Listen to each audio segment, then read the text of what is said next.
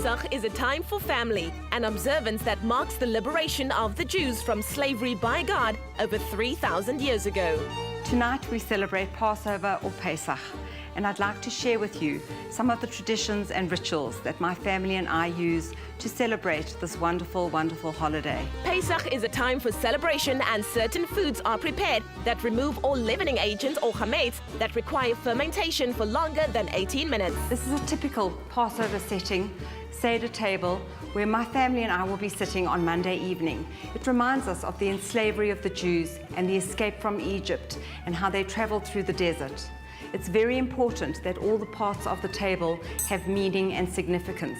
So the Seder plate is quite special and has a special meaning for each part of it. The horseradish reminds us of the bitter enslavement of our forefathers in Egypt, and that goes over here. The lettuce as well, we need 2 parts for bitter enslavement.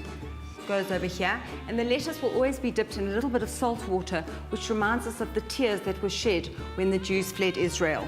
So here is the salt water.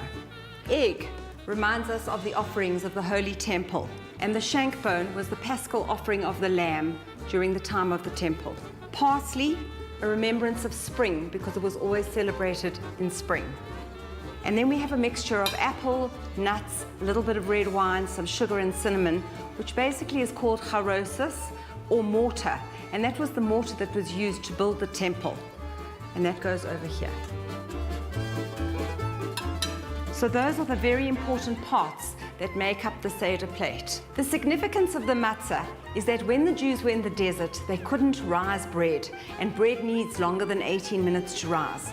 So matzah cannot be baked for longer than 18 minutes. That's why it's unleavened bread, and it's eaten over the 8 days of Passover. So nothing that is risen can be eaten, whether it be a cake, whether it be bread, it's always got to be matzah.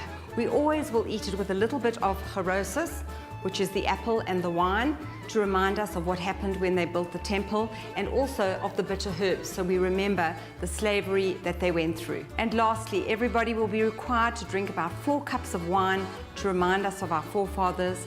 They should be full cups, followed by a traditional, beautiful meal of chicken soup and knedlach or matzah balls with meat and vegetables. It's family time. It's about us reminding us of our forefathers and of being together. So this holiday gives us an opportunity to relive the experiences that our forefathers went through. Chag Sameach to all our Jewish viewers. By supporting the Hoedspruit Endangered Species Center, that's where we found goodness. Pick n Pay, always there for you.